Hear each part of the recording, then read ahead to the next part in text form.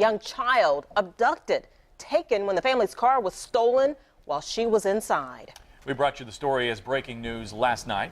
Today, that mother is talking about the terrifying ordeal. RTV6 reporter Tanya Spencer is live in her newsroom with this developing story. Tanya. And Todd and Erica, Emily Voss invited us into her kitchen to tell her story. She says she always helps her neighbors and had no idea that helping out a longtime neighbor's son could turn into a nightmare. I was grabbing the door and saying, please, you can have the car, just let me have my baby, just let me have my baby. 1-year-old Lily had fallen asleep in her car seat, so her mother left the child in the warm car while she cleared off snow from her driveway. That's when her neighbor's son, neighbors she's lived next door to for 12 years, came over and asked to use her cell phone to call his dad. And I said, oh yeah, and I started to hand it to him, and he's like, well, I'm not really good with phones. I said, okay, what's the number? And I dialed up the number he gave me, and that one they didn't pick up, so he gave me another number to pick up. I said, here, you want to leave a message? No, that's okay. And I'm like, okay, well, you need to zip up, because he's shaking. The guy was shaking.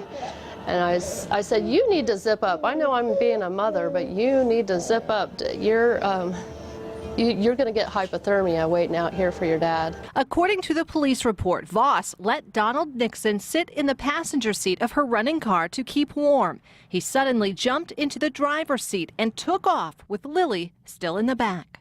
And I was hollering my prayer. I was like, please, Lord, I pray, please make sure that he has enough goodness in his heart that he can find a place to leave her that's safe. Nixon left Lily in the middle of an apartment lobby at 13th and Delaware, where she was found safe and returned to her mother.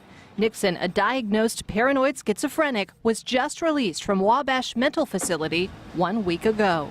And I don't want anything bad to happen to Donald Nixon, because I know he's mentally ill. Donald Nixon is still missing along with Voss's car. Nixon's family did not have any comment today. Now, this is the second tragedy for the Voss family. It was Voss's brother who was killed, an innocent victim in the Richmond Hill explosion. I'll have that part of the interview coming up tonight at 6. Live in the newsroom, Tanya Spencer, RTV6.